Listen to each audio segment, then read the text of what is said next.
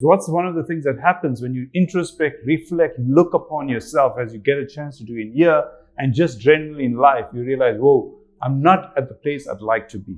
I'm not growing at the pace I need to grow at. And one of the fundamentals you and I need to do, it takes me to step one, is to face up to our ego. All of us in here have a level of ego. What does ego mean? There's various explanations of ego. One of them is that the fact that you address yourself as me, myself, as an I. The other thing they say, ego stands between you and your purpose, your truth and your meaning and your cause. Call it what you will. Ego is your identity, your definition of who you are. And the challenge is when people raises it, it makes you all angry, agitated, restless. And as much as people may decide, whoa, I don't want to deal with your ego, oh, it's not worth it, life in itself throws you a curveball that whacks your ego. And you and I fall down on the ground and you have to pick yourself up. Many of us then hold on to our egos. And the fact that we don't want to let go of it means we want to hold on to our old ways, rites, rituals, habits. And ego is fundamental. In fact, from the vices in terms of emotions, ego in some cultures is regarded as the supervisor of all negative habits, vices, not virtues, obviously. Why? Because in this day and age, as we're seeing with the pandemic and post-pandemic, as much as our people are going through physical challenges, the biggest fundamental challenge, some argue, is mental and emotional. At some level, it meant we have to let go of who we are. Going through this process of cleansing, I would call it that, means letting go of your ego. And the world will challenge you to the level that all what you think about yourself, what you assume you know about yourself, what you believe, it will say, let it go. Drop it. There's a saying along the lines of, I lost everything I had and then I found myself. I'm not saying now we lose all our material possessions, but lose every conditioning belief system that you and I hold on to. Because now, as much as we're going through this phase, you're now going to find your ego helped you fit in. Or even when you fit it in, you knew where in the hierarchy you belong. Now you got to let go of that. You're going to be faced with being called uncool. And by who? Not necessarily the people on the outside. By your own mind saying, hey, you are now uncool. You don't fit in. You don't use substances. You don't belong to the crowd anymore.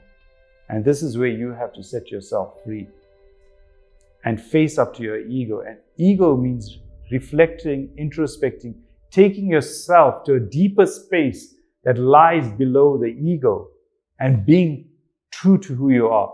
As much as you may have comfort in that, that's even dangerous. You have to go deeper until you become somewhat uncomfortable with the world, but at a deeper level, you're comfortable with who you are.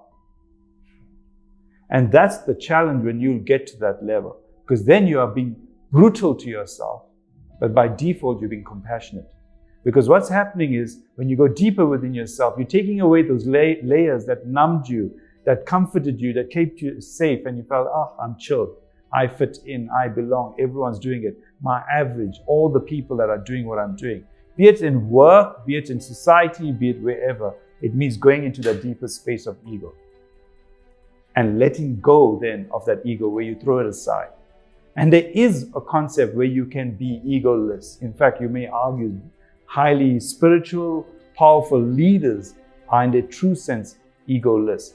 If you meet a leader who you can see is egotistical, is actually not a true leader. And I guarantee you that leader will fall. Because all he's doing then is building a house of cards that will eventually fall under him. And we've seen it. The best place to see it is in politics, where someone rises up the ranks, especially in this day and age, and you just wait for them to fall.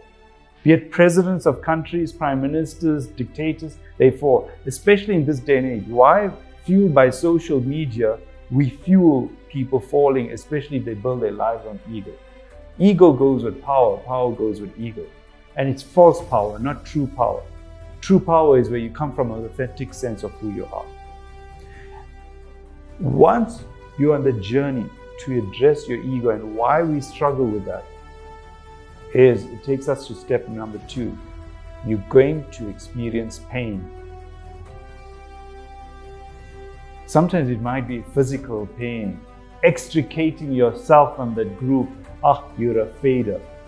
For those who may not know, in the days when I was young, fader meant you couldn't keep up with the party all night. You couldn't stay till the party sometimes ended at midday. You are now going to be not part of the group. It's going to be painful at a physical level, mental and emotional. You're going to feel that shift within you, where you have to not fit in. And recognize this, when you were 16, 17, 18, around then, the biggest deal was to fit in with your peers and friends and colleagues. And many of us don't let that go. You may not fit in with your family, but lo and behold, you fit in with your friends, be it at the pub, be it at your workplace. At some level, you have to let go and you will feel that pain.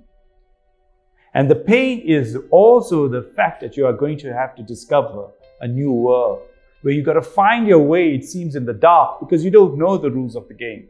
Where everyone says, hey, we've had 2 cappuccinos, it's a Friday night, and whoa, I can't sleep. And you could put that party to shame in the past. Now you got to fit into that party, which your mind is saying and shouting, boring, boring, boring. Get me out of here. Where's the real party? Why does your mind want the real party? And we speak about it a lot nowadays, is it wants its dopamine kick, it wants its serotonin rush, and it wants its oxytocin hug. Now you got to deal with cortisol, adrenaline, and all these other crazy hormones. And the fact that you want to fight, flight, fright, and you're feeling anxious and depressed. You're going to feel pain. And if you use substances in the past, it was to numb the pain. If we fit it in with a comfort zone, it was to numb the pain that you didn't fit in. Now you're going to experience pain. And you're going to experience pain that grows you. It's like that caterpillar and the butterfly. We've all heard that story hundreds of times, thousands of times. You're going to experience the pain of growth. Kids from 0 to 18 generally, hopefully, grow. And therein lies the pain. As adults, we arrest the pain. We arrest the growth. We stagnate. We vacillate. We end up horizontal, and lo and behold, we go backwards. Recognize, if you don't feel pain, you're not growing. You will challenge your world. But in the pain comes the fact that not that you escape pain or escape pleasure. You will experience both. But very important, you are equipoised, regardless of the situation, circumstance, person, and people. You learn that art as you push forward. And that's going to be fundamental. You're going to feel it. I cannot guarantee you no pain when you're out there. It's not like when you leave here, there's a lady sitting at the front. She doesn't exist. I'm just making up the story that issues you a pink ticket, asks you which religion you belong to, be it Hinduism, Christianity, Judaism, Islam. And she says, we got to deal with the guy upstairs. He's going to make your life clean and sort you out. And even if there's a traffic, it's going to clean up for you, and you go through, you're going to experience pain. And you don't have something to numb you, you're going to have to sit in that pain. And you have to go through that pain to see the other side. Okay? And that's fundamental, to learn that journey. And in handling pain, pleasure, right, wrong, good, bad, you engage and embrace, and you reach a point where you transcend it. It doesn't matter. Because you recognize other tools beyond just the pain. Is where you recognize 99% of life is temporary. What things that happen in your life are temporary. The thing that cheesed you off about your partner 20 years ago, you can't even remember, but it was probably the reason why you decided to separate and divorce. But all you know, you don't like the person. But you can't necessarily even recall the event.